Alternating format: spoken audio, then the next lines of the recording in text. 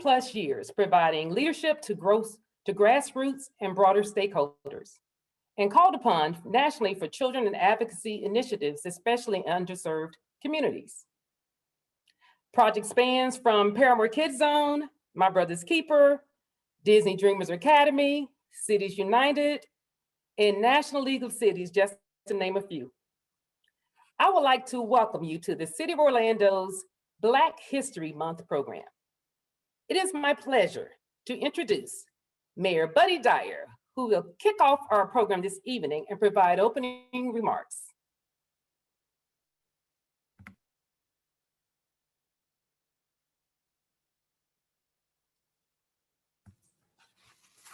Okay, thank you, Brenda, and good evening, and thank you everyone for joining us this evening. Every February, we celebrate Black History Month to recognize the achievements and lasting contributions of African Americans and what they have made to our nation and our state and our city. And while celebrating Black History Month, it's also important that we acknowledge the struggle for equity continues. As a community, we must use this month to recommit to continue the work to ensure that all of our residents are treated equally, are equally protected, and have equitable access to opportunity. So the City of Orlando's 2021 Black History Month theme celebrates the diversity of the African American families as a core part of American society and honors the persistent fight to achieve equity for Black and multicultural communities. Tonight, we're hosting the very first event in our series of virtual workshops and panels that we'll be having during the month of February, Black History Month. And certainly this event would not be possible without the support of our sponsors. Also want to recognize the hard work and dedication of the Orlando Black History Month Committee, which is made up of members of our city family. And thank you for ensuring that we are still able to come together to learn, share, and build community despite the impacts of COVID. Over the years, we've made strides in shaping Orlando into a city for everyone, but the last few months have shown us that we must and can do more to end systemic racism and make a more inclusive community here in Orlando. So the city has made investments in our last budget to support those efforts, including expanding our youth programs that Brenda oversees, and identifying reforms that can be implemented to ensure that police policies and training translates into officers working better with and for our residents. And now I'm really happy to tell you that one of the investments that we have made was creating a new position, an equity official. And it's in my office to lead the work to embed equity and inclusion into everything that we do in city government. And we are so happy that Marshawn Green, who has a unique combination of community advocacy and experience in implementing diversity and equity inclusion initiatives, has joined our city team. She's only been with us, this is your third week, Marshawn, I think, something like that, but she's hit the ground running. And I want you to say hello and introduce yourself and tell everybody a little about the position and your background. Marshawn. So hello, everyone. My name is Marshawn Green. I am the new equity official for the City of Orlando. I'm excited to be here.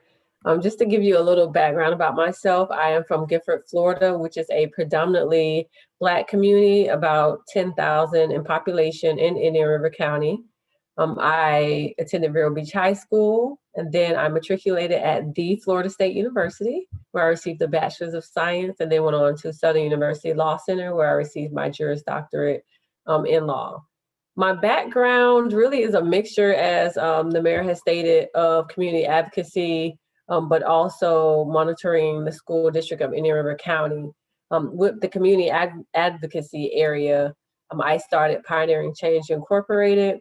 Pioneering Change basically came together after we had a number of murders in our community. First, it was a police officer, and then there was a young lady that was killed in a SWAT raid. And from there, the community just really had some concerns, and we organized town hall meetings so people could express their concerns, and also we could come together and figure out like how we can work together to remedy the issues in our community.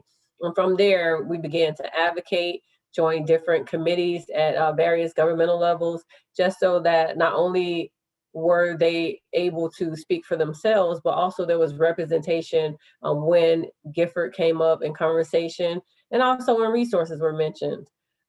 From that advocacy, I was appointed chairperson of the Equity Committee, which is a federally mandated committee.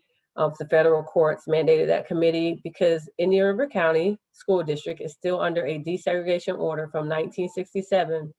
So when the 1965 Civil Rights Act happened, our school district at the time in Indian River County did not integrate.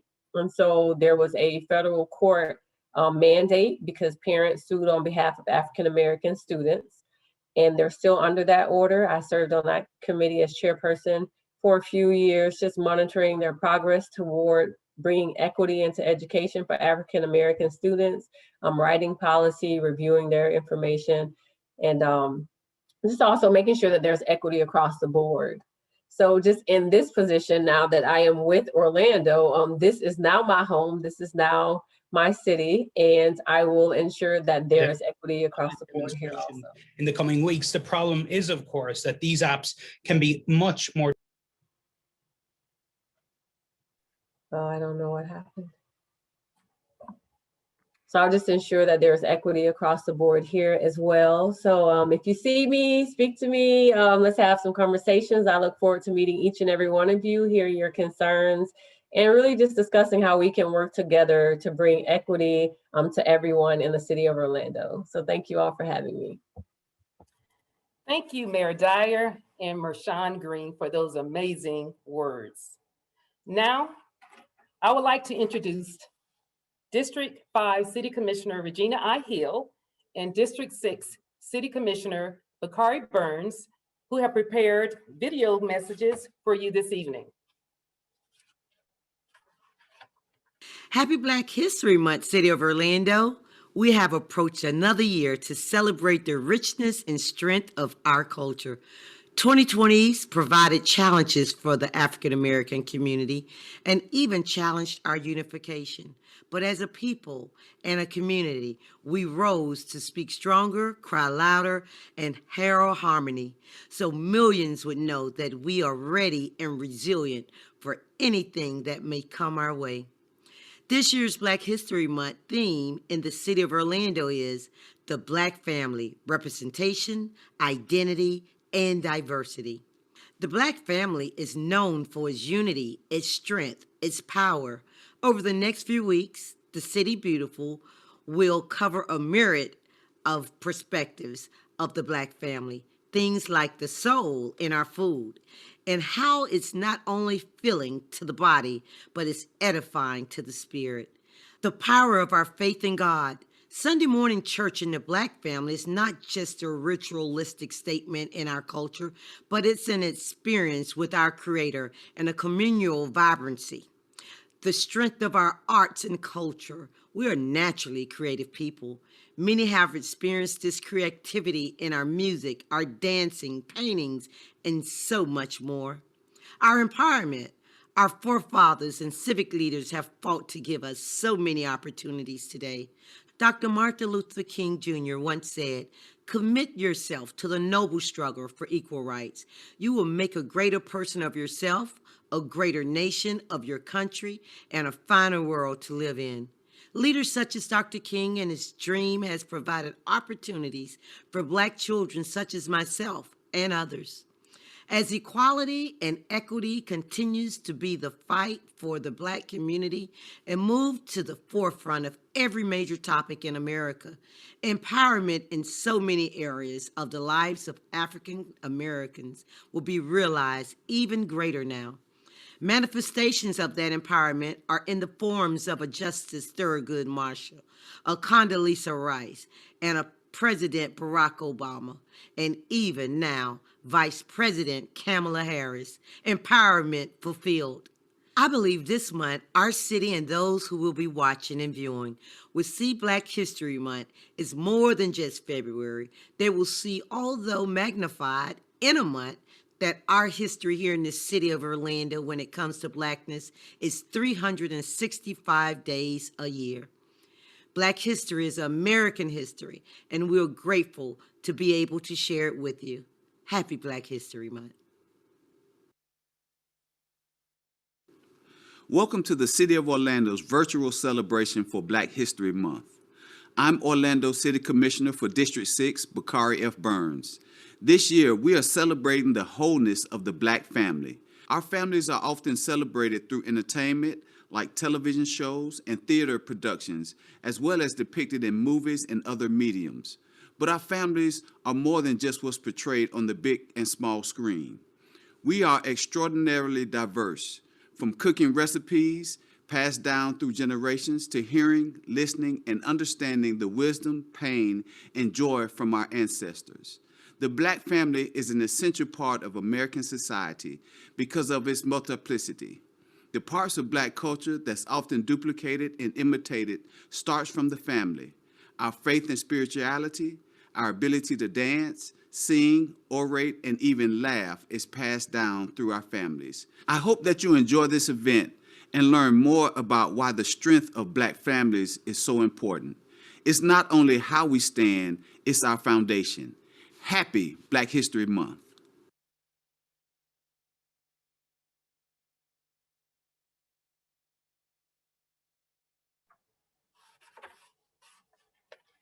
Thank you, Commissioner Hill and Burns. Next, I would like to take this opportunity to recognize our wonderful sponsors whose generosity helped make this program possible. First, I would like to thank our platinum sponsor, 26 Health. And a special thanks to the Orlando Magic, who is sponsoring tonight's workshop. Also, our gold sponsor from Gilead, AARP, and the Downtown Development Board. Thanks again to all of our wonderful sponsors. Now, as we listen to tonight's speakers, please feel free to type your questions in the chat box, and we will answer them at the end of the presentations of our distinguished panelists.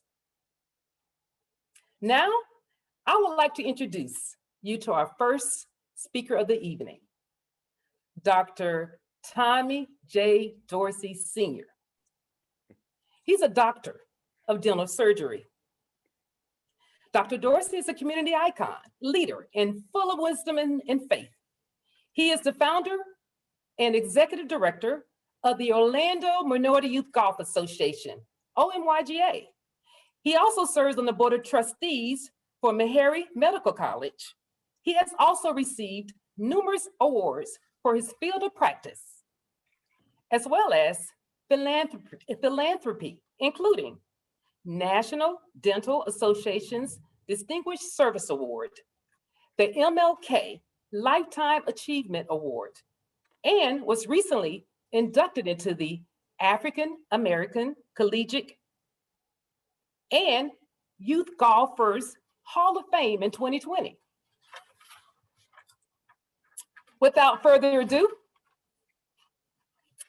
I would like to welcome to the stage Orlando's hometown hero, Dr. Dorsey. Dr. Dorsey? Thank you, Brenda. Thank you. Can you explain, can you share some examples of historical barriers to educational attainment that the Black community had to face? I think I can do that, Brenda, and I'm very pleased with your introduction. I think I'm here to help celebrate Black History Month by speaking to the audience as well as about the importance of education of our Black youth and the mentoring of them as well. It was with a great deal of appreciation that I salute Mayor Buddy Dyer and the City Council members for allowing Black History Month Planning Committee to host Black History Month here in the city of Orlando. I am honored and pleased to be asked to speak a few words on this important subject today. But let me first and foremost say that I'm grateful, blessed, and honored to be a citizen of Orlando, the city beautiful, for in many ways, it's beautiful in many aspects. Here in Orlando, I found my life's ultimate joy and happiness, and I thank God for directing my life's path here to Orlando. And when asked to participate in this Black History program hosted by the Family Parks Recreation in the Paramount Kids Zone, I was under the impression that I would be talking exclusively to the kids of the Paramount Kids Zone. And because it was requested by my friend, Ms. Brenda March, I couldn't say no.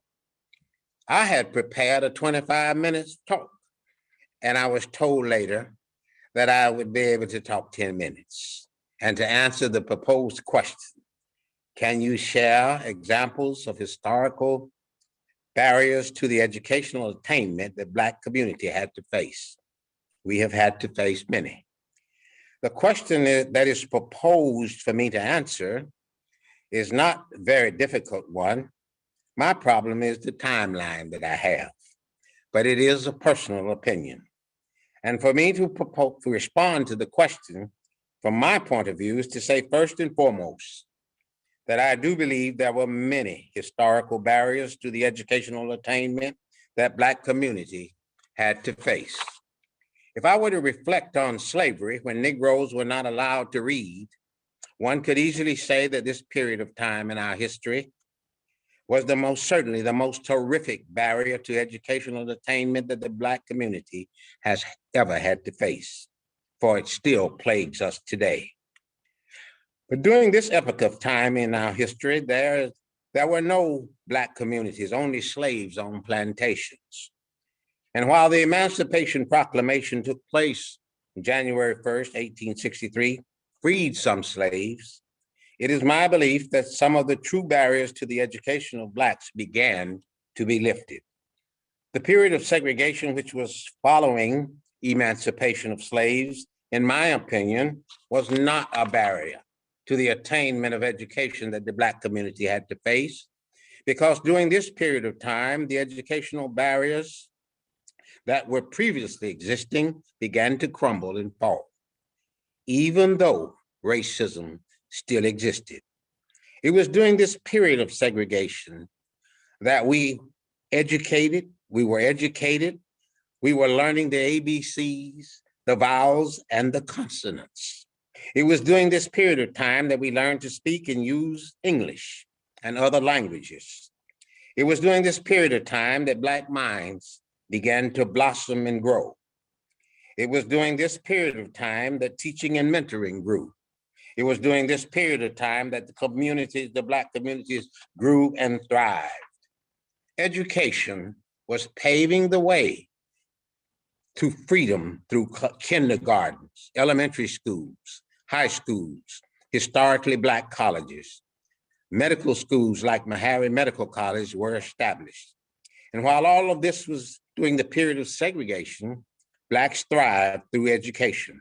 Our minds, our hopes, our dreams expanded.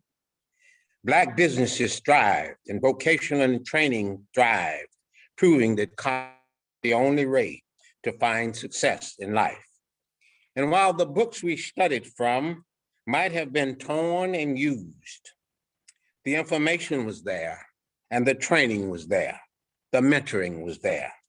Blacks thrived through this period of time, and I was educated and mentored during this period. So were thousands of other Black youth. Blacks learned to read, to write, to do arithmetic, to think positively about themselves and their capabilities. Hope was born. In 1991, I decided that something was wrong with the children's learning situation here, and I decided that I would like to open a school that really teaches youth how to succeed in life. I applied for a 501c3 corporation so that I could fill that void. I was denied. Determined, I applied for a corporation to teach youth, to teach golf to disadvantaged youth. It was granted, and my ship and mission was underway. The Orlando Minority Youth Golf Association was born. I was greeted with open arms by the city of Orlando and granted a portion of the fairgrounds to practice on. I knew it would be tough going, as golf was not in our DNA. I started with 4 to 5 kids. It was here during a meeting, following a meeting with the city of Orlando officials, that we set sail. The city of Orlando was most supportive, and that was about 30 years ago. Mayor Glenda Hood, Recreation Boss Don Wilson, Community and Youth Services Director Herb Washington supported our project. I knew that sports was one of our ways and paths to success. I have seen history in the making here in Orlando, and I have met some great people. I cannot name all of them. Arthur Pappy Kennedy, our first Black councilman, city councilman, Commissioner Mabel Butler, to name a few important ones. I have lived to see our first Black president of the United States of America, President Barack Obama, and First Lady Michelle, and I have lived to see female Vice President of the United States of America, Kamala Harris. I have seen a lot of evolution, a lot of growth, and a lot of setbacks. I applaud all of my Black teachers for a job well done. I applaud all of my mentors who guided and motivated me to all the successes that I have enjoyed today. I remember the slogan, "It takes a village to raise a child," and we were motivated to achieve. These were times of segregation, but it was a great time of advancement and growth for Black people.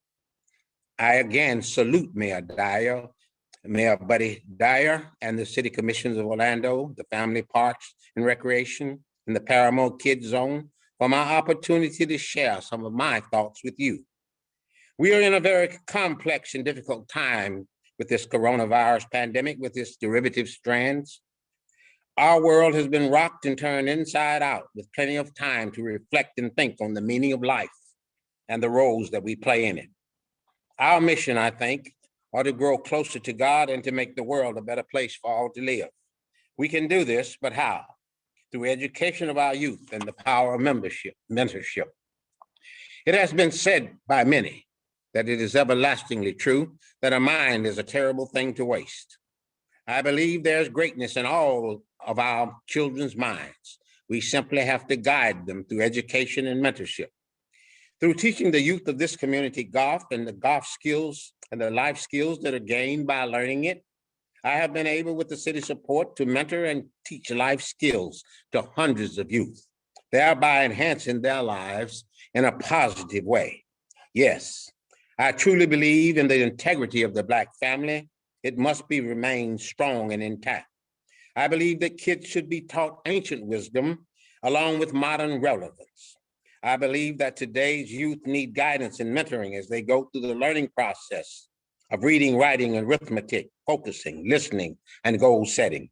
And while I do not believe that all children need to go to college today, for there are always technical and vocational trades that need to be filled with intelligent, technical people, education and mentoring must take on new methodology and format to adequately educate and assist the students in the learning process.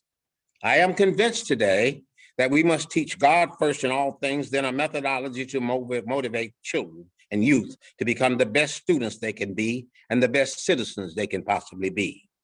It is my belief that the youth of today need to be taught and mentored in the laws of success and the laws of achievement. They must be motivated to learn and achieve during their stay on this earth. They must be mentored in having respect for themselves and the respect for others.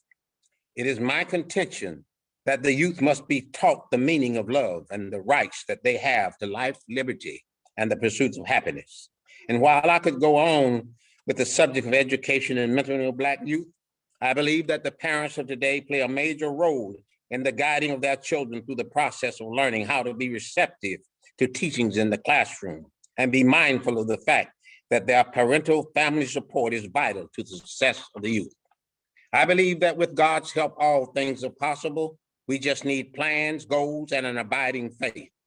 In my humble opinion, the second most horrific barrier to the educational attainment that Black people have had to face was the ones that we placed on ourselves by not taking advantage of the opportunity that education brings, not fully understanding that education is our passport to a successful future, for tomorrow belongs to the people who prepare for it today. In closing this talk, I would like to express my gratitude to both the city and county officials who have played such an important role in the success of the OMYGA. I thank the citizens of Orlando for their tremendous support and sponsorship. The Travis Dock Corporation, the private citizens of Orlando, the Dubstred Golf Course, and the city of Orlando.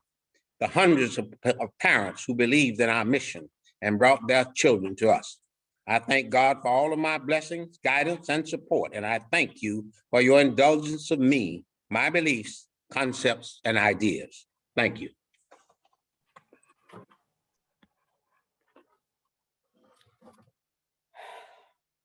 Dr. Dorsey, all things are possible to those that believe. We receive it, Dr. Dorsey. Thank you so much. You are truly a patriarch for dropping wisdom nuggets and raising the bar high for our upcoming speakers. Our next speaker is Mr.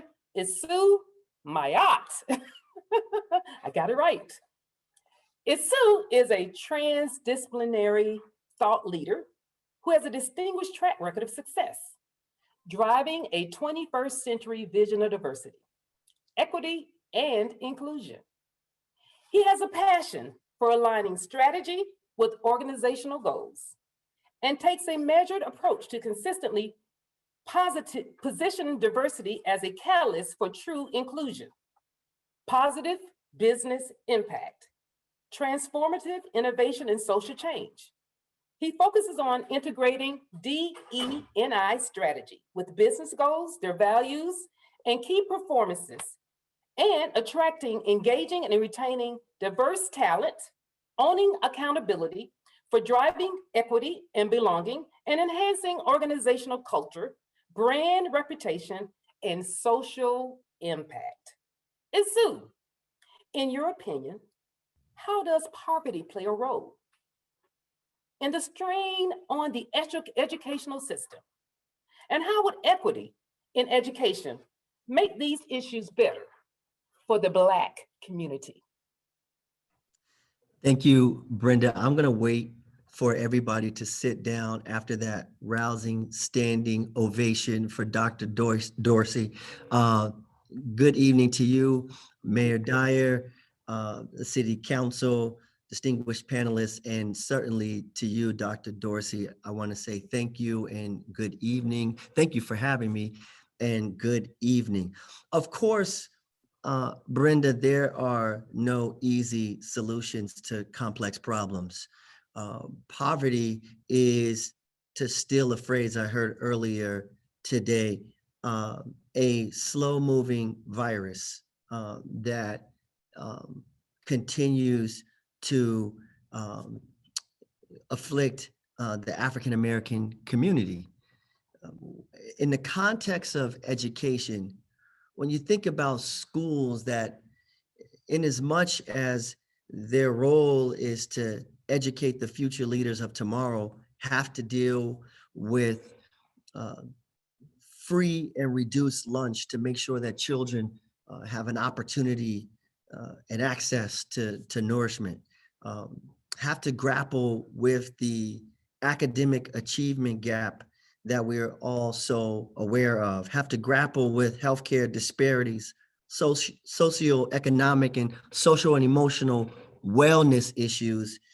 It's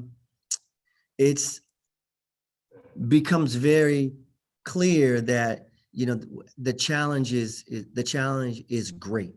And look, there are people far smarter than I am who it's their job and responsibility to address these issues on a daily basis.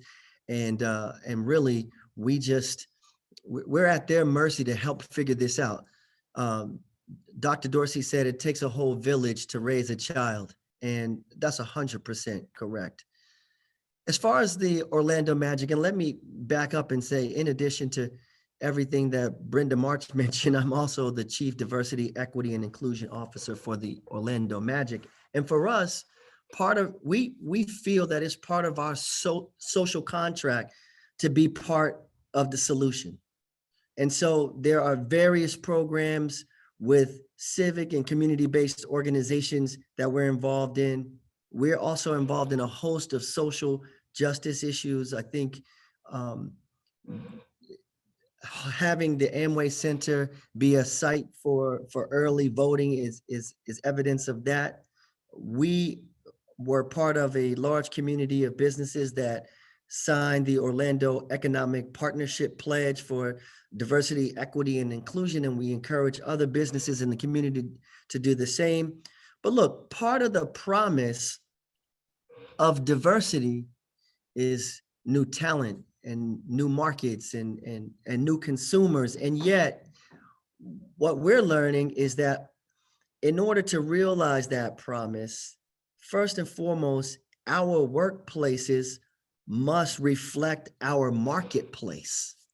And with that understanding, it then is our responsibility to make sure that there is a value proposition that makes sense as we seek to engage in diverse markets, engage with diverse communities, that value proposition that's based off of what Mayor Dyer alluded to, opportunity and access.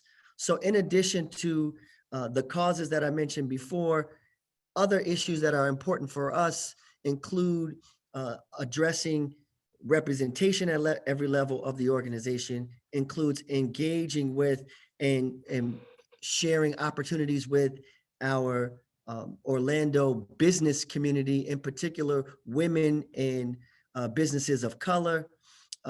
And so we know that the way that we show up needs to be genuine.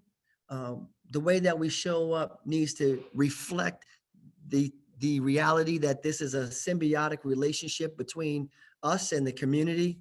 And then and only then, can we expect to have a meaningful exchange with the community, a meaningful relationship with the community. On the subject of equity, look, our children deserve academic enrichment to help close that achievement gap that we talked about.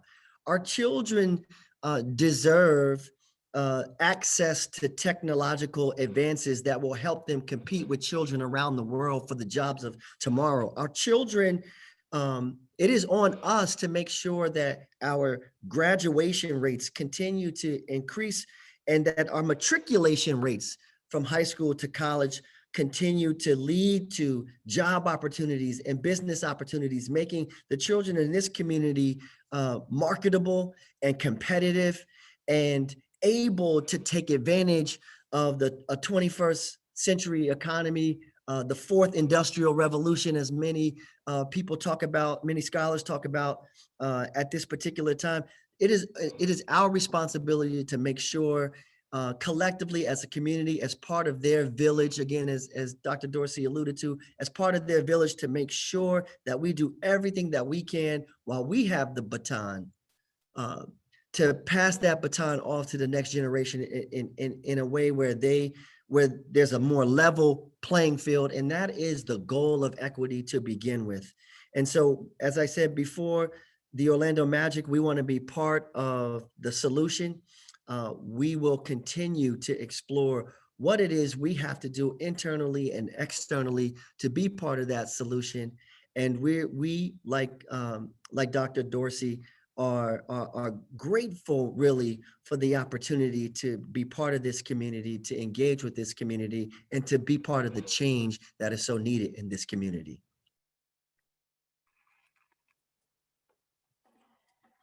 Wow, thank you so much, Isu. Yes, it does take a village, like Dr. Dorsey said. And we are the village that we've been looking for, right? That's right. So thanks again for your phenomenal speech. Appreciate that. Our next speaker will be Mr. Justin Williams, followed by Mr. Philip Morgan. Justin is a hospitality industry veteran with more than 23 years of experience. You muted? He's a general manager for the Bohemian Hotel Orlando. The Kessler's Collections, iconic property in the heart of the downtown Orlando, right across the street from Orlando City Hall. Justin is an active member of his community. He serves on the board of directors for several organizations, including Downtown Orlando Partnership, Orlando Regional Chamber, Central Florida Hotel and Lodging Association, and Central Florida's Marriott Business Council. With his passion for giving back, Justin is also on the board of directors and an active member of Man Up Mentoring. He's also a Paramore Kids Zone corporate partner in Central Florida African American Chamber of Commerce. He's also a partner with the Central Florida African American Chamber of Commerce. Mr. Philip Morgan is the Director of Safety and Security at the Ritz-Carlton and Carlton and Grand JW Marriott Orlando Lakes Resort. Mr. Morgan is a reputable industry expert with more than 18 years of military, private security, and risk management experience. He is a strategic planner of security programs for existing, new, and conversion construction. Philip is also, he works at the Ritz, and Philip also enjoys mentoring young men as he does during his yearly rugby tournament in Jamaica, where high school rugby players have an opportunity to showcase their talent and receive financial grants to assist their families. So I present to you Mr.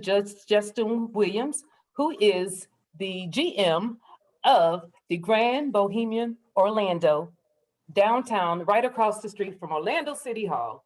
Mr. Justin, I have a question. Greetings and salutations to everyone. Thank you, Brenda, for your introduction, and to Mayor Dyer and the city commissioners for your passion for diversity and inclusion. I must say it has been a pleasure of the Grand Bohemian Hotel and the Kessler Collection to partner with the City of Orlando and Paramore Kids Zone and provide an outlet in the luxury environment that showcases the hard work of Paramore Kids Zone and Black Bee Honey. Now, I must say I put together this elaborate speech, and I'm writing things down and trying to figure out what are the right words to say.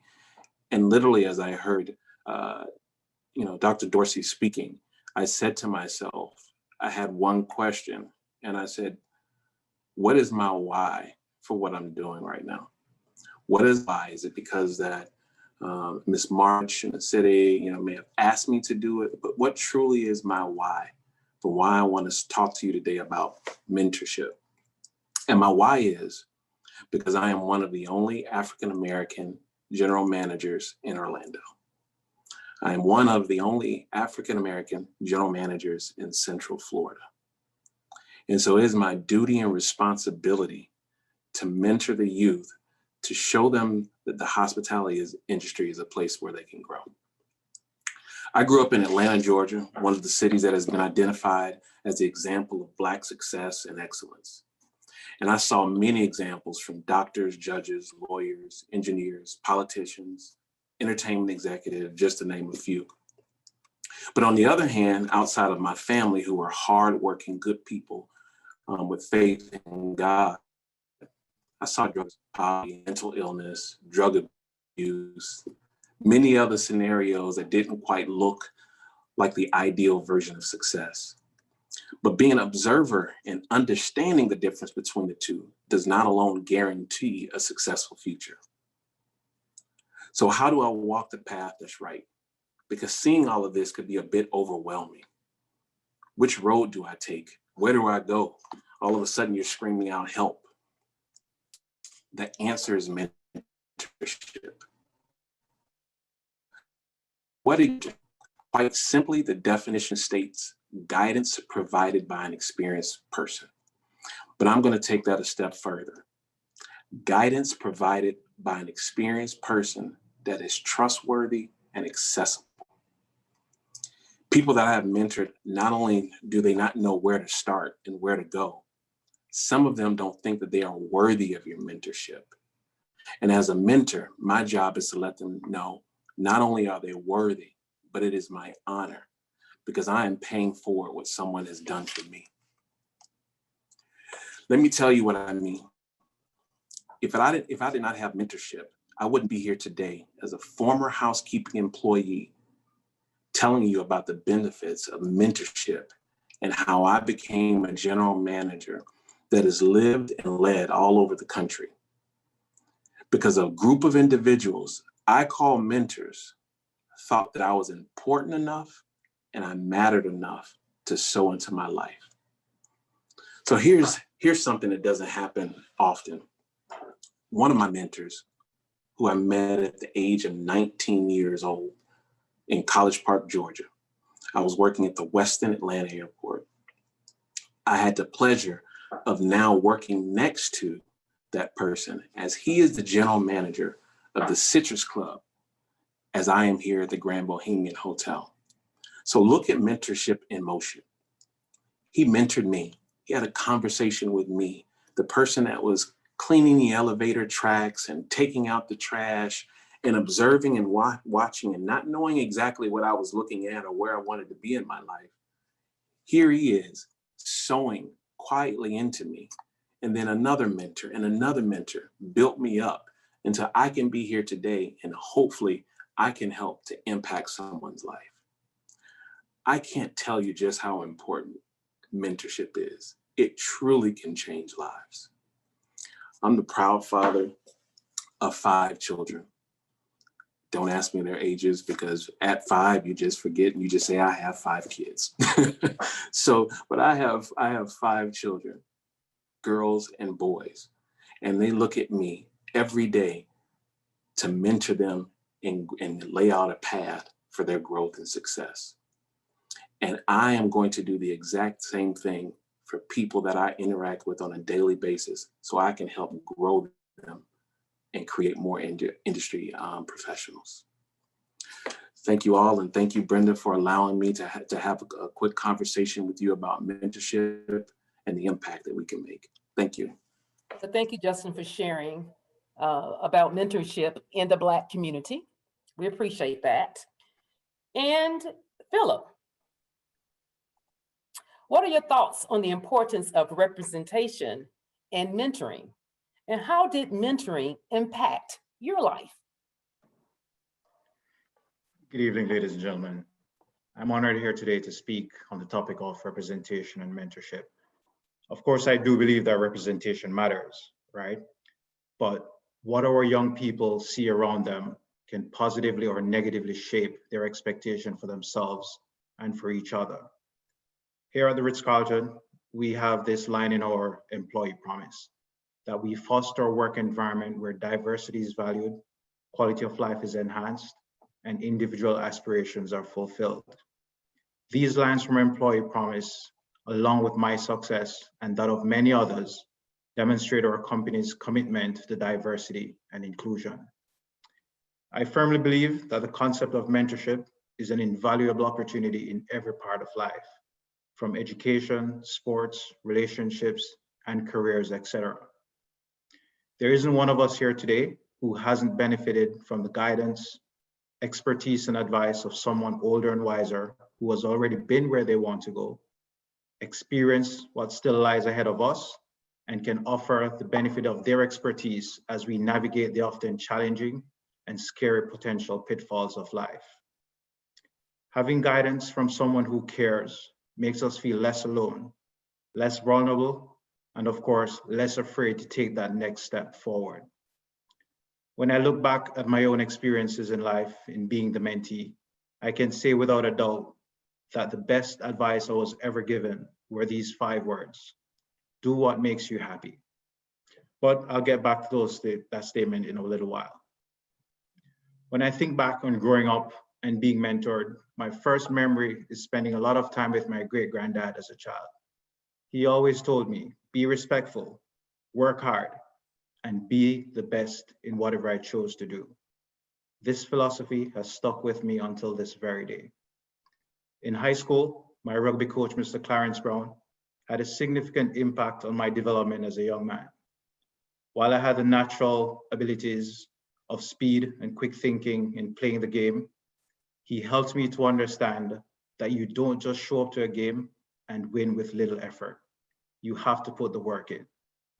Mr. Brown taught me how to be disciplined by attending practice and giving my best every day.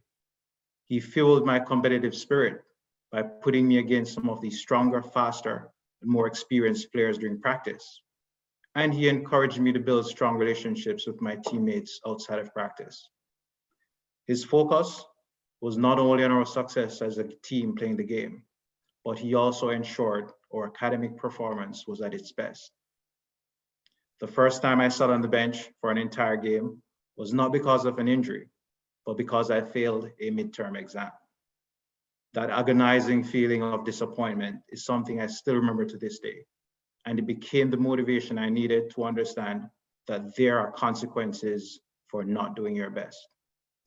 Little did I know the skills I learned back then would be so relevant as my career progressed.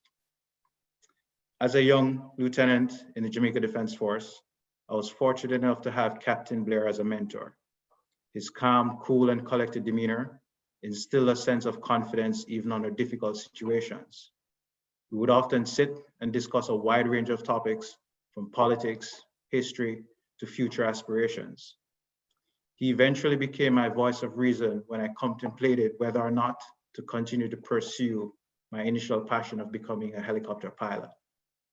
After months of training, I came to the realization that I was just not happy with the prospect of flying a helicopter with a co-pilot and a crewman compared to being in the infantry as a platoon commander. Everyone told me I was making a mistake, right? Who would want to fly helicopters? I experienced an incredible amount of internal conflict in having to make this decision. And Captain Blair said to me those 5 simple words: do what makes you happy. He said, your decision should not be based on the expectation of others, nor the pay or the glamour of being a flyboy. He reminded me that being happy is very important in any decision, as an organization can provide you the best compensation package and resources. But if you're not happy with what you do, then the question becomes, is it worth it?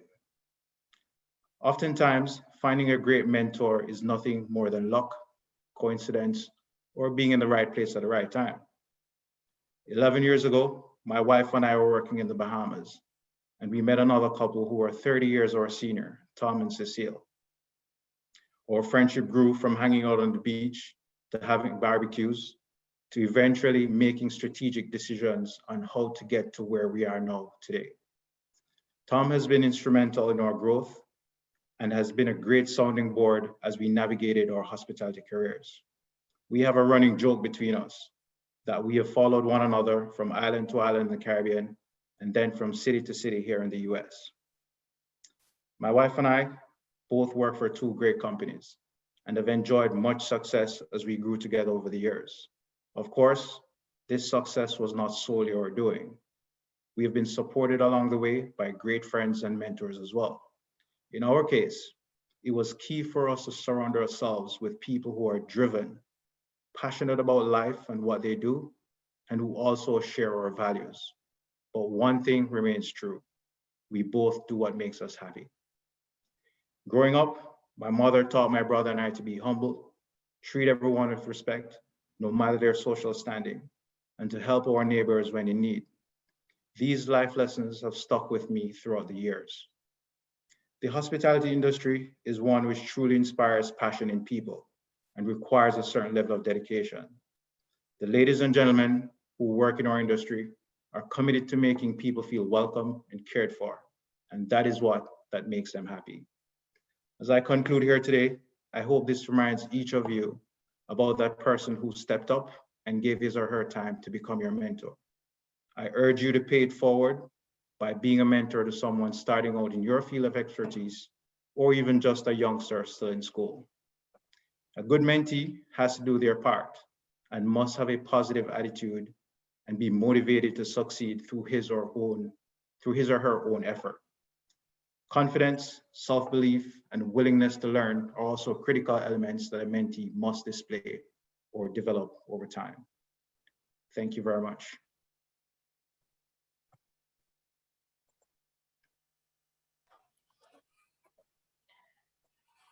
Thank you, Justin and Philip, our servant leaders and mentors. Let's do what makes us happy. I like that. Our final speaker is Dr. Deshaun Chapman. Dr. Deshaun Chapman is the Education Programs Manager at the University of Central Florida. Dr. Chapman is an advocate for access and equity for marginalized students. Her work is positioned at the intersection of educational research and practice.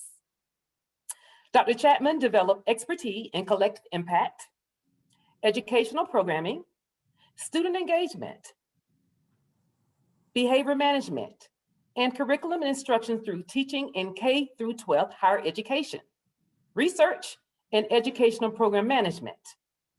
At the University of Central Florida, Dr. Chapman directs the First Star Central Florida Academy, a college and career preparation program for high school youth in foster care. In the College of Community Innovation in Education, and is the Education Programs Manager of a Collective Impact Initiative in the Center of Higher Education and Innovation. Dr. Chapman, please join us. Good evening. Thank you, City of Orlando, for the invitation to be here tonight. I have the privilege of concluding this robust conversation as someone who has expertise in education that draws on 15 years of serving in the field as a teacher, teacher educator, researcher, and educational programmer. One of my most cherished roles was as a history teacher. So I must start our conversation by drawing on America's history of colonialism. European influences on education have to be considered when we're talking about education in America. So in Europe, during the 17th century, significant socioeconomic changes occurred that caused a decrease in the power of the church and the end of the guild system, which was a way to order labor in society. Schools were one of the many institutions between adolescence and adulthood that offer an education, and it was usually in apprenticeship, salvation, rehabilitation, or the art of war. So essentially, schools taught morality and self-control, and they helped manage social problems and maintain order. However, here's where it gets interesting. Over time, schools served to separate people from society in order to connect them to associations of power and knowledge. School became a way to mold individuals' ideas and behaviors by way of controlled, influential, and consistent communication. By 1960s and 70s, social reproduction studies conducted in the United States, Britain, and France found that while schools are perceived to be equitable institutions that foster opportunity, they in fact reinforce the inequities of the social structure and culture order that was found in a given country. So you might wonder, what does this have to do with the education of Black people? Well, first, if schools reinforce society's inequities, then American schools have been underpinning a history rooted in the supremacy of whiteness since the establishment of the first public school in 1635. Second, if schools connect people to power and privilege, then laws that prevented the education of slaves and later relegated Black children to under-resourced schools can be seen as an intentional effort to deny Black people access to power and knowledge. And even today, we have to consider whose power and knowledge are valued and reinforced in our systems of education. Nevertheless, many people of all ethnicities have worked collaboratively and tirelessly to improve the quality of education for Black youth. However, the quality and outcomes of school for Black children differ by zip code, socioeconomic status, and even gender. As individuals, Black people can experience the pinnacle of education attainment in the valley simultaneously. Our speakers tonight attributed some of those outcomes to, one, the barriers to education that we have experienced, two, an emphasis on equality instead of equity, giving students across school districts the same instead of differentiating by community context so that educational outcomes are the same. And mentoring opportunities, talking about how they can increase social capital and the level of exposure that students have. So first, let's recap our conversation about barriers to education attainment. We learned from Dr. Dorsey that he really spoke about evolution, growth, and setbacks. He said that the most horrific barrier that still plagues us today is that enslaved people were not able to read. Nevertheless, he reminded us that hope was born in the face of segregation. Information, training, mentoring was there for many Black youth, and it helped them think positively about themselves and their capabilities. It provided examples. He provided examples of how minds, hopes, and dreams expanded through education. He reminded us that an additional barrier is not taking advantage of the educational opportunities that are before us. He said that parental support is vital to youth success and reminded us of the greatness in children's minds and that we can guide them through education and mentoring. In our segment regarding racial equity in education, we learned that there's a social contract between business to be a part of the solution through engagement in social justice issues, that workplaces must reflect the marketplace, and that is the basis of opportunity and access. Addressing representation at every level of the organization is important, as well as broadly sharing opportunities within the business community. Children deserve academic enrichment to close the achievement gap, access to technology that will help them compete globally. They deserve increased graduation rates and post-secondary matriculation rates that lead to employment opportunities. We have the baton. We are their village. And Mr. Matei reminded us that it is our responsibility to make it happen. Too often, communities with high concentrations of people of color experience poverty.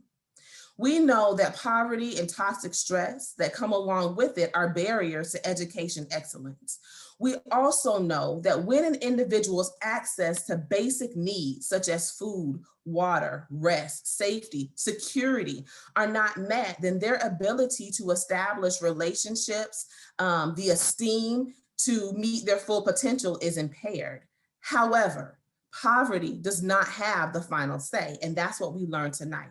And it is happening across the nation. Providing wraparound services to schools by way of mental and nutrition health support, early childhood education, enrichment programs, and support for families can help build systems to support all schools and all students. In our final segment regarding mentoring and representation in mentoring, Mr. Justin Williams and Mr. Philip Morgan reminded us of the definition first of mentoring, that it is guidance provided by an experienced person that is trustworthy and accessible. We were challenged to pay forward the things that have been done for us so that we can help students grow and that we can create more opportunities within industries by diversifying these professions. Mentoring provides guidance from someone who cares. It helps us feel less vulnerable, less alone, prepares us to take the next steps forward.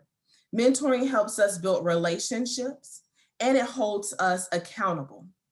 Many of us have experienced mentoring in various capacities. It is incredibly important for even students to develop a network of mentors for different aspects in their life. In 2020, a book that I co-edited with my colleague, Dr. Amanda Wilkerson, was published. It's entitled Student to Scholar, Mentoring Underrepresented Students in the Academy. The volume collected narratives of doctoral students through their program, through administration and colleges of education. From these narratives, we learned that scholars of color, some first-generation college students, benefited from mentorship around scholarly development, professional socialization, and advocacy. Unfortunately, we also learned that many of these mentoring initiatives were a result of altruistic faculty members who were just interested in mentoring. And I believe that's true in other professional sectors. So as we encourage Black students to pursue diverse careers, to enter post-secondary institutions, it's imperative that we formalize mentoring programs as a critical source of support and not just rely on those few who are willing to do the work. I also want to take the opportunity to extend our mentoring conversation to talk about sponsors.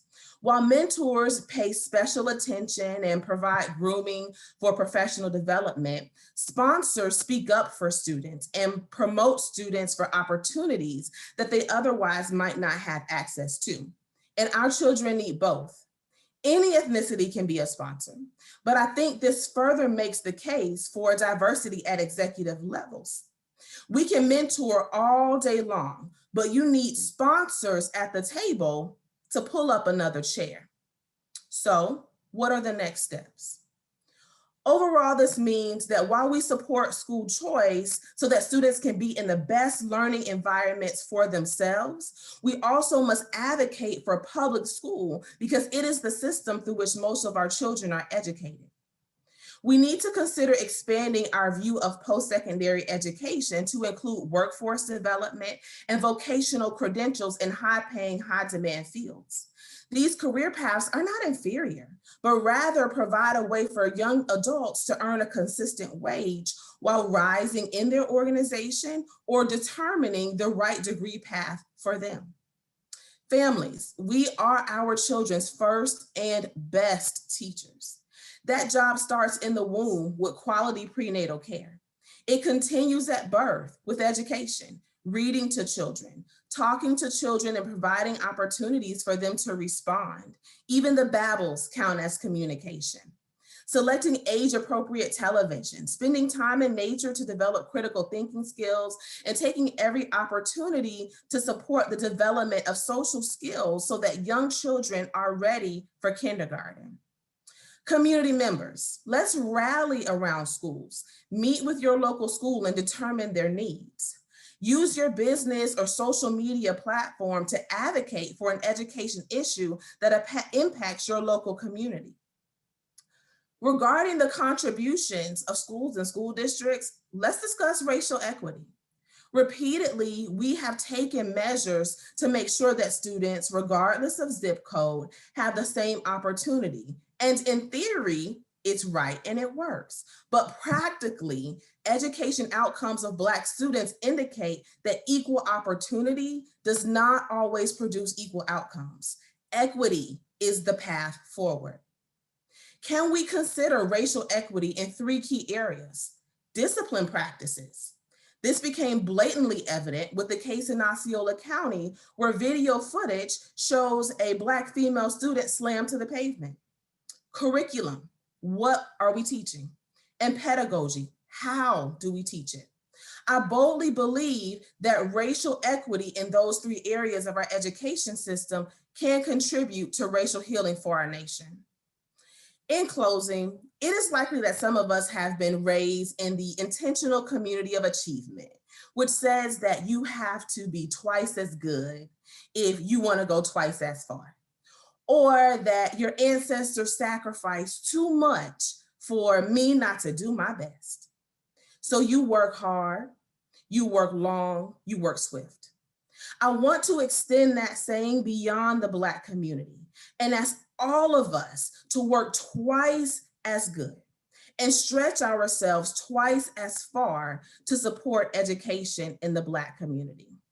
Thank you.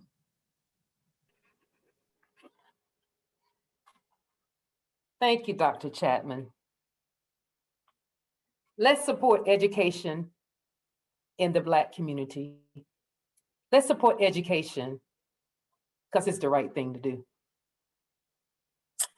Now we have come to the point in the program where we know who have been waiting patiently to ask our awesome panelists the questions that you have been holding in all night.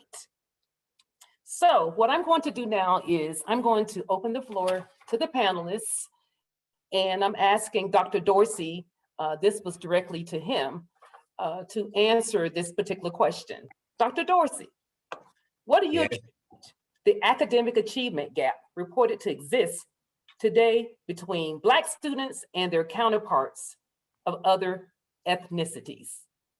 Repeat that question, Brenda. Dr. Dorsey, what do you attribute the academic achievement gap reported to exist today between Black students and their counterparts of other ethnicities? All right. I would think that basically we have cultural differences. We have versus poverty versus wealth.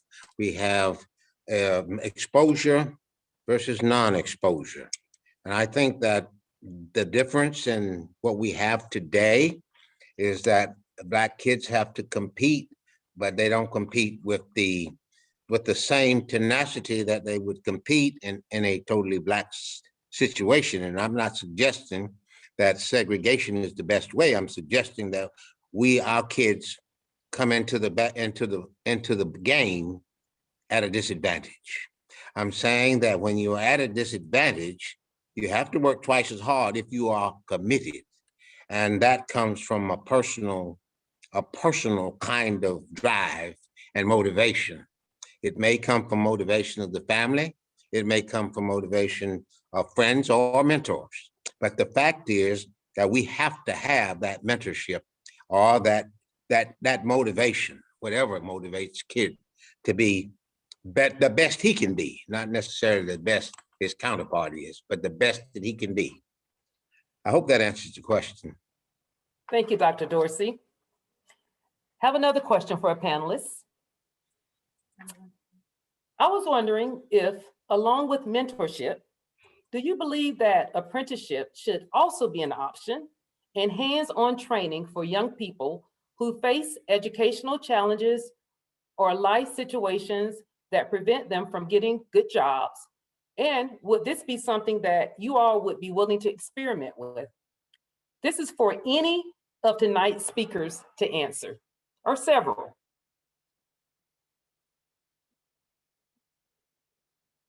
Justin Williams, thank you. I think that, they both can work hand in hand. I think apprenticeship is more about the skill or the actual trade, whereas mentorship is a more holistic, total approach and looking at leadership and them as an individual. So I think you can have both, and I think there's a place for both. And we are always open here at the Grand Bohemian to look at mentorship as well as opportunities to teach someone a skill. Thank you, Justin. Appreciate that. Next question. How do we help these great speakers make Orlando a place of equity? This isn't just about what people of color need to do. Who would like to take that question on?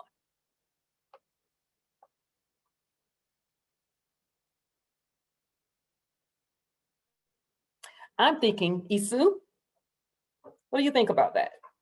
I was clicking my camera on, so great minds think alike. Yes.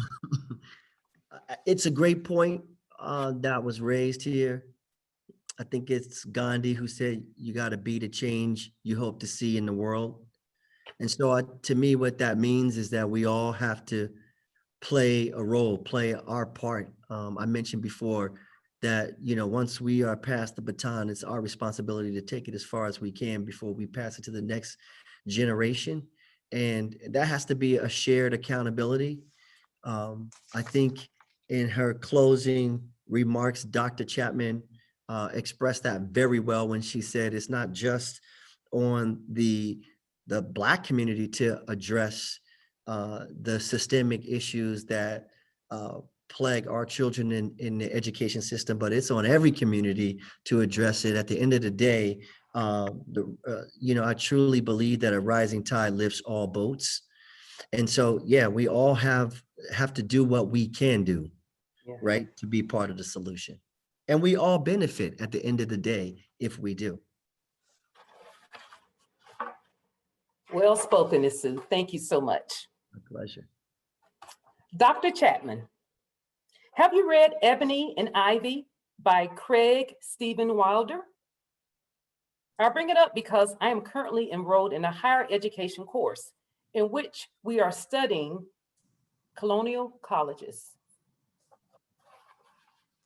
I have not, but I've got my pen and I'm writing it down so that I can read it and incorporate it into my work. I think that the time is ripe to have conversations around racial equity. And I think too often we put Band-Aid solutions on these things. And so I think now is the opportunity to really consider the root, the historical context of some of the things that we are dealing with. So thank you for this resource. And I challenge everyone to kind of think about the roots when we are determining how to best address the situations that we are experiencing in our fields.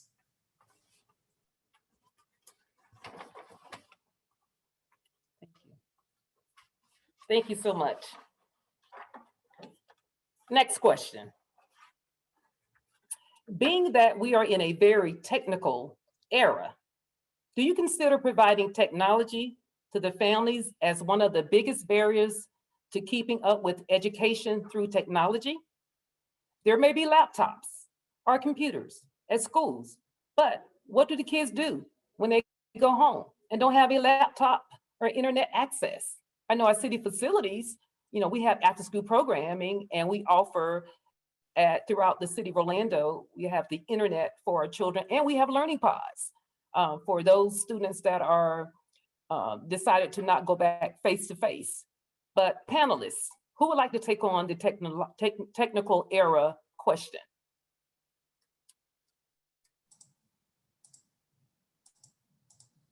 Something. Jump at that one just briefly. Well, just Dr. Deshawn Chapman, you can go first. Ladies first, Dr. Dorsey. All and right. Dr. Dorsey will go next. Thank you so much. Dr. Chapman first. Yeah, I appreciate that question, and definitely think it's an issue that we should consider. I know that at some schools, particularly the ones that I support, students are provided with laptops and hotspots to take home. But I think the bigger question around technology and education is what students are required to do with the technology. I think often what we require educationally for students to do is word processing. And I think that moving into, as we grow in this century and the next century, students need to be knowledgeable about coding and networking and using technology to innovate and create, not just to regurgitate things that they've learned.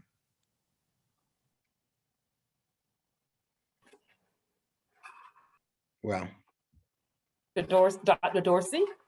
well, I think that the technology is going to take its course. It's running its course right now. And I have done a lot of research lately on the alpha generation and generations period. Then the learning techniques and habits are different.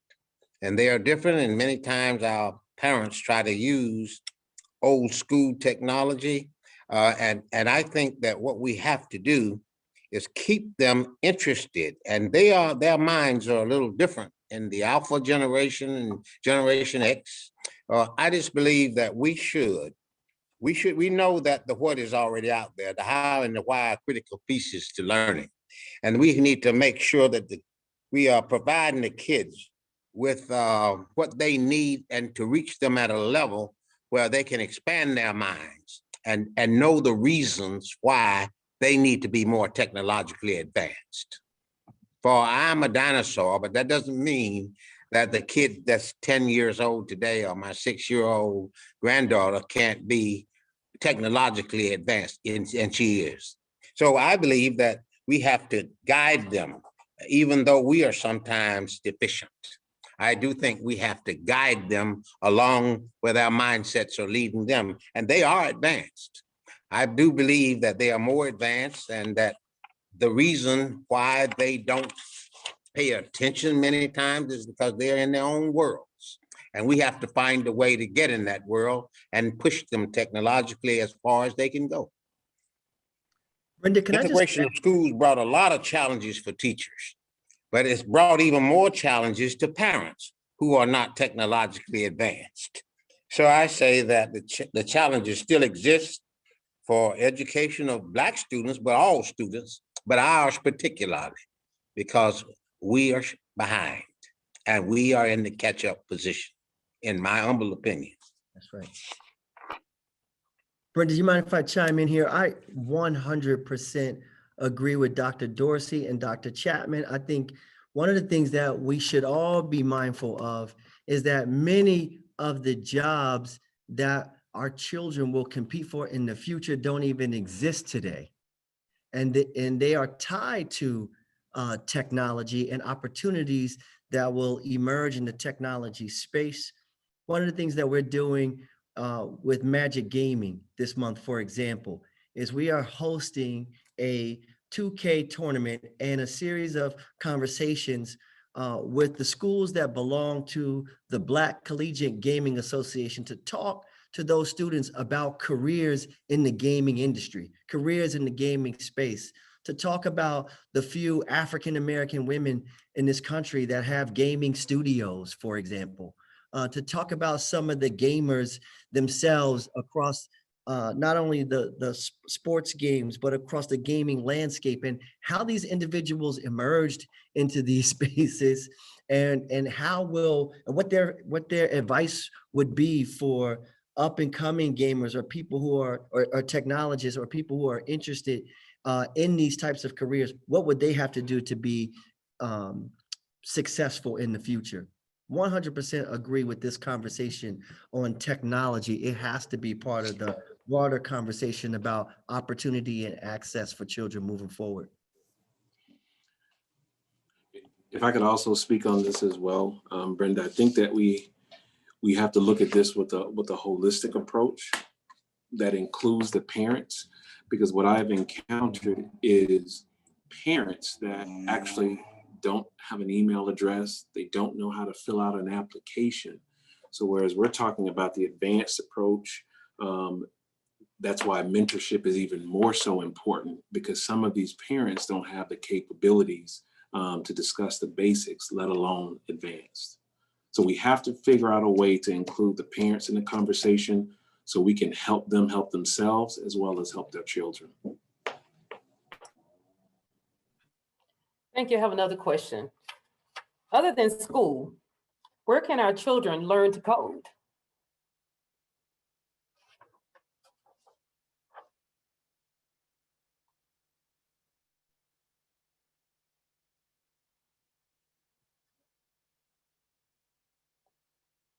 Dr. Deshaun Chapman, there you go. Thank you.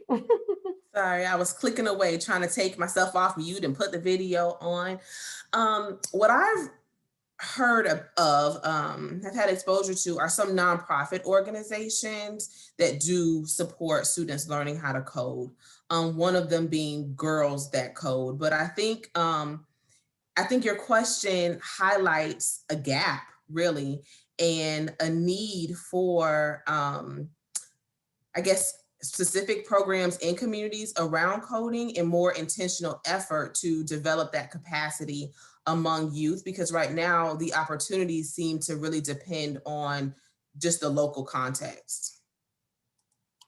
And I have another question as well. I am a teacher at a Title I school. I started a nonprofit for teen girls for travel and community service.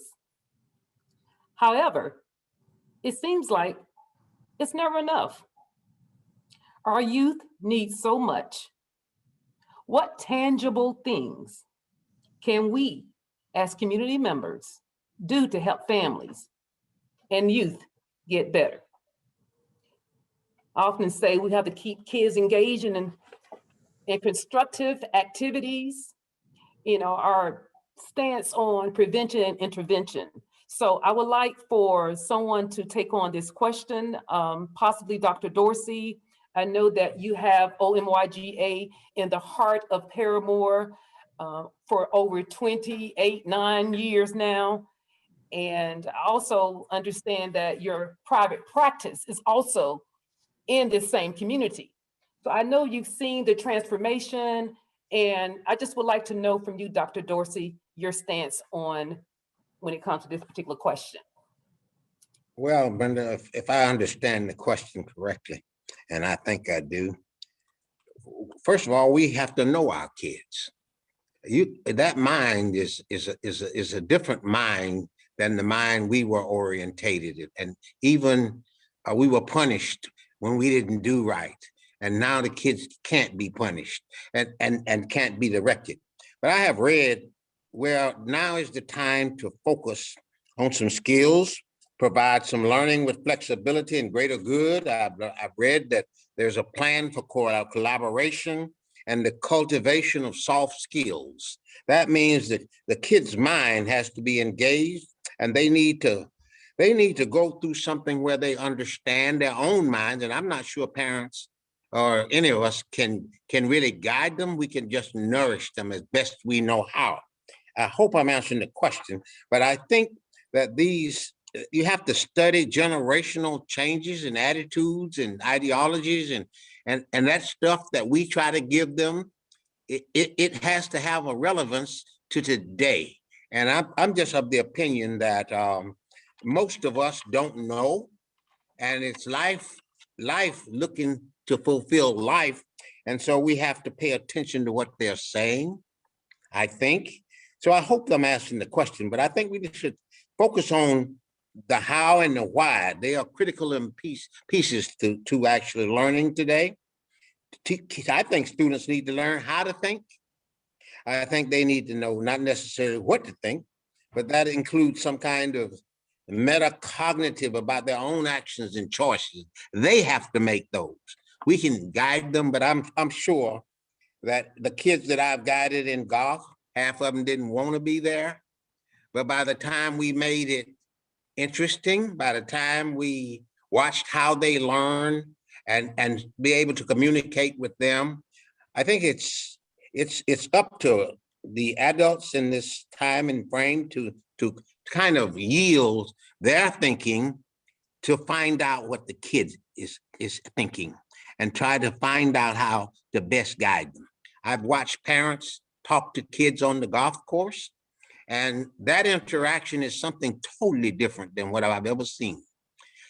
The kid has words. He wants to talk. He wants to tell about what he thinks. And so I'm sure that the parent has to take a back seat. And those parents who have not been educated, they are really in a pickle, because trying to guide them and punish them at the same time, you can't do it. And so it's now a reasoning, to be able to reason with kids. I hope I didn't take too long on that. But I think you got to reason and understand what they are saying and then deal with it.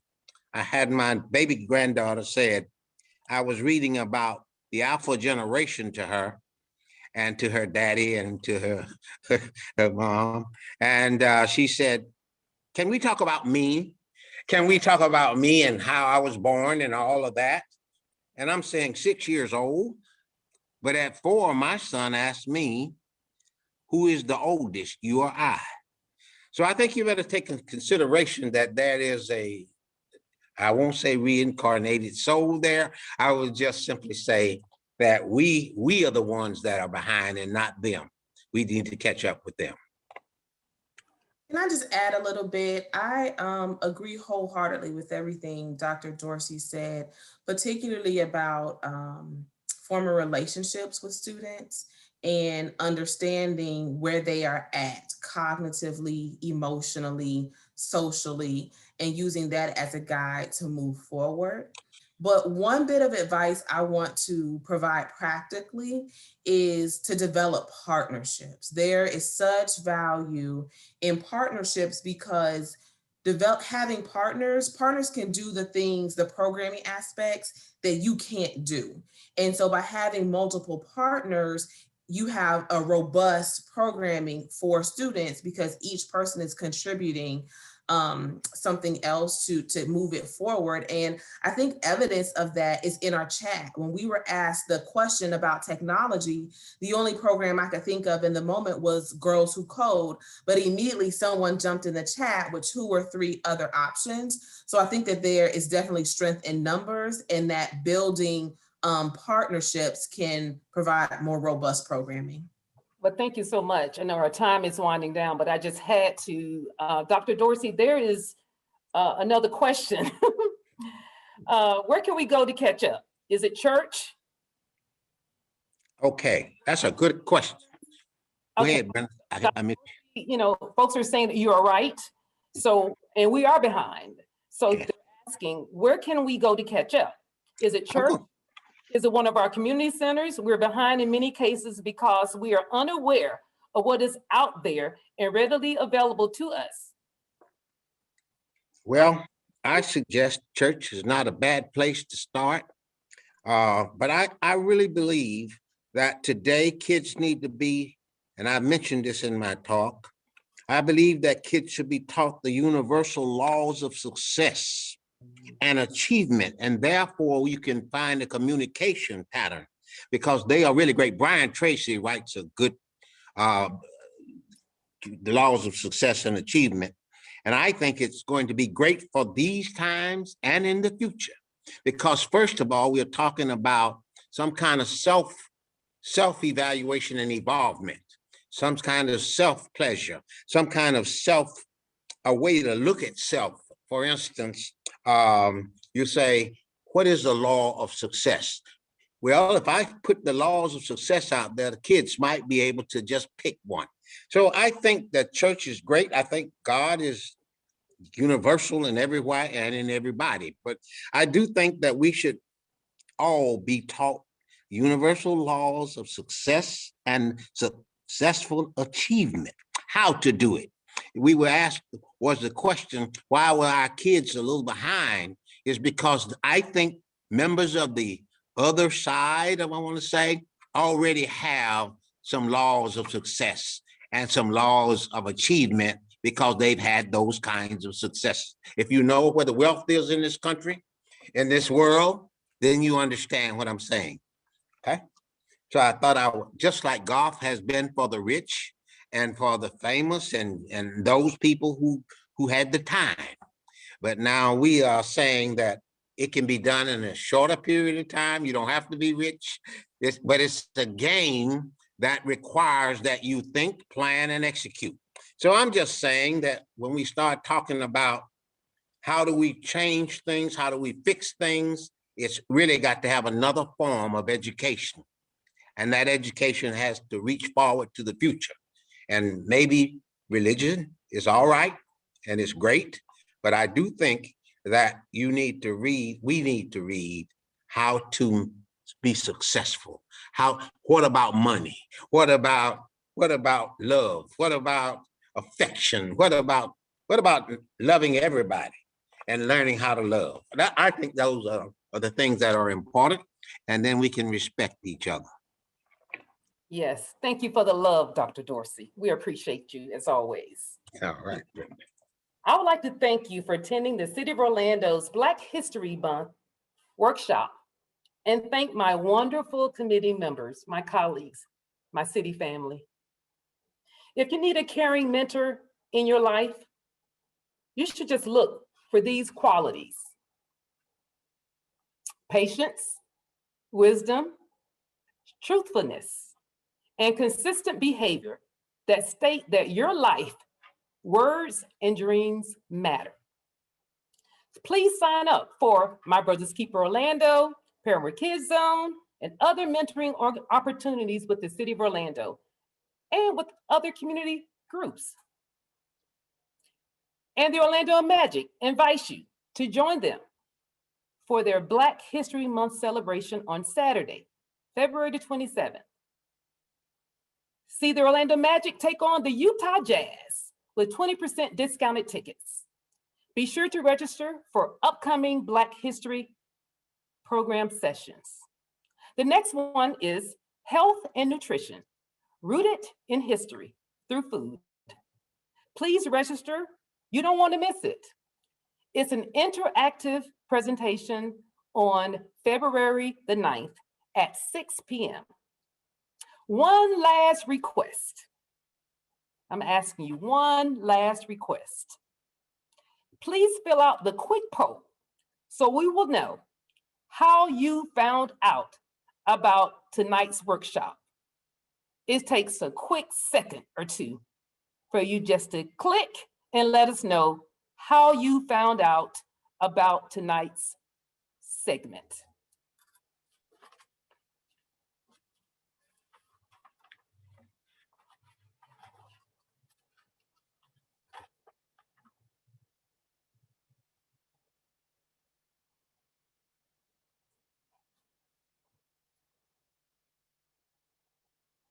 Thank you so much, everyone, for allowing us to keep tabs on our participants this evening. Again, thank you, distinguished panelists, and everyone who joined our virtual Mentoring and Educating Leaders of Tomorrow session.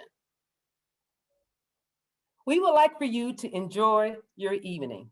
And again, have a wonderful night.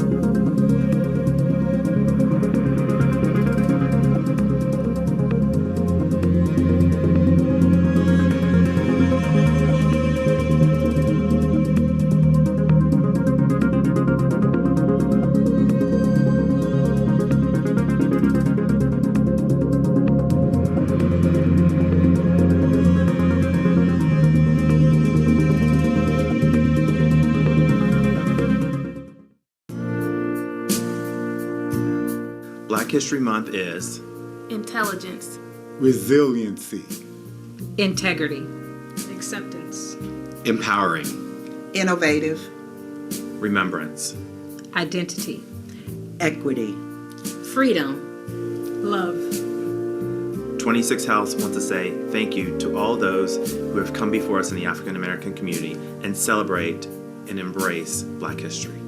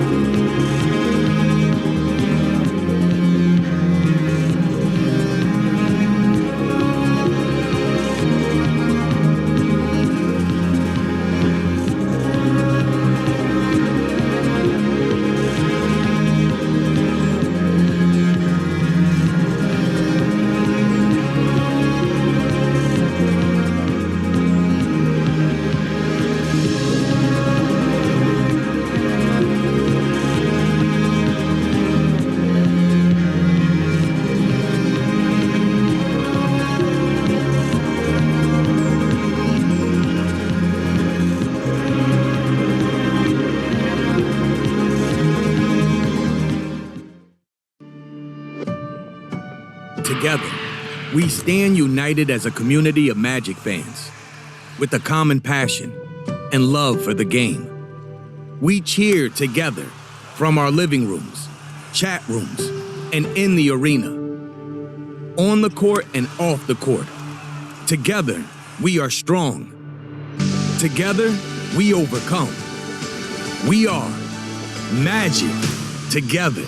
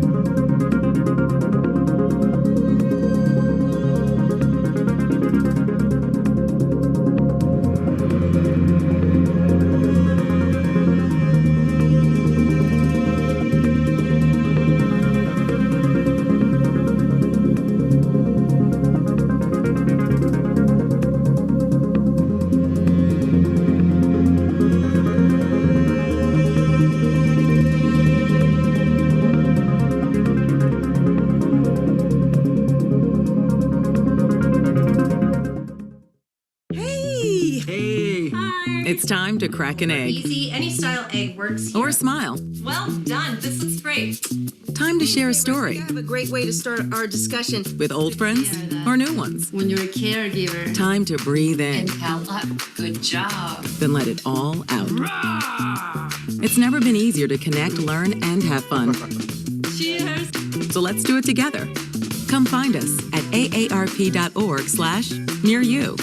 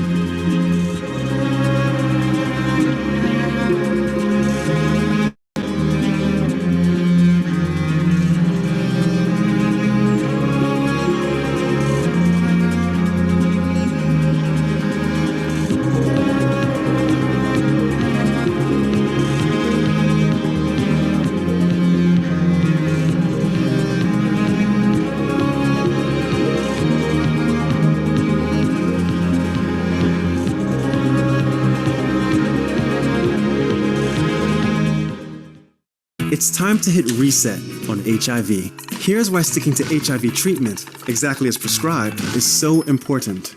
It helps lower the amount of virus in your body to undetectable. There's so little virus, it can't be measured by a lab test. People living with HIV can protect their partners by getting to and staying undetectable. According to current research, staying undetectable prevents the transmission of HIV through sex. Talk to a healthcare provider and get reset at helpstopthevirus.com.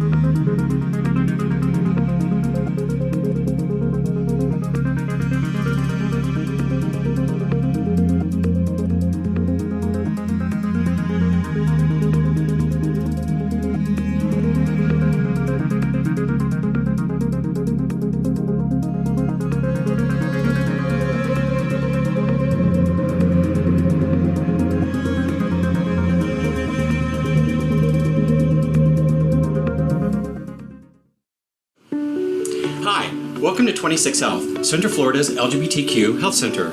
I'm Dr. David Baker Hargrove, President and co-CEO. At 26 Health, we strive to create an integrated, multidisciplinary health center that serves all of our community through primary medical care, behavioral health services, adoption services, patient care services, and our Medi-Spa. At 26 Health, we care for every letter. No matter how you identify, your letter matters to us.